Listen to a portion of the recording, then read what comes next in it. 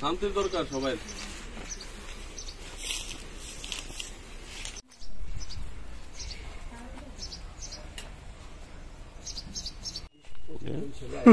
কালকে রাত্রে 10:15টার সময় আমার বাড়িতে হঠাৎ বিজেপির অনেক দুষ্কৃতিকারী 20-25 জন প্রায় আমার বাড়িতে ঢুকে আমার বাড়ির দরজা জানালা এবং বেড়াখোড়া ভাঙচুর করেছে।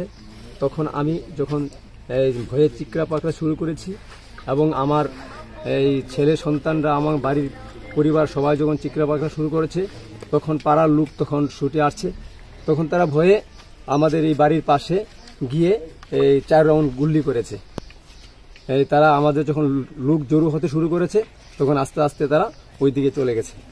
কোন এলাকা? এটা কদমতলী, বিশালগড় 26 নং ভূত। কাউকে কি চিনতে পেরেছেন? হ্যাঁ, সরাসরি ওরা এই কাজটা করেছে।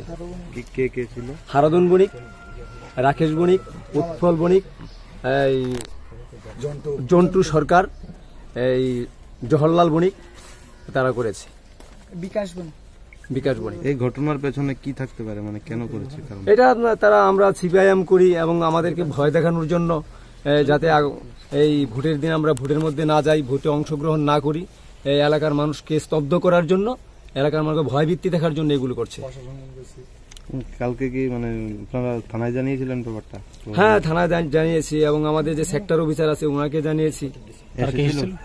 তারা কেউ আসেনি। এই পেট্রোলিং এর মধ্যে স্টাফ ছিল ওইখানে উত্তর পূর্ব চৌমুনি থেকে, এখান থেকে তারা এসে আমাদের এটা দেখে গেছে। আর একজনে এখন আইছে, আপনারা যদি বাড়িতে বসে থাকেন, ঘরে বসে থাকেন, 2 তারিখের পর আর থাকতে নাই, আপনারা চিন্তা করেন না। কোন রাত্রি পর সবাই মিল্লামিশে থাকবেন। ডাকাতি করতে হলে কি করবেন? সবাই মিল্লা করবেন, প্রতিবাদ করবেন। ডাকাত তাদের পরিচয় চোর ডাকাতি করতে হয়েছে আপনার বাড়িতে, এক হয়ে দেবেন, এক হইয়া মানে রাস্তায় নামবেন।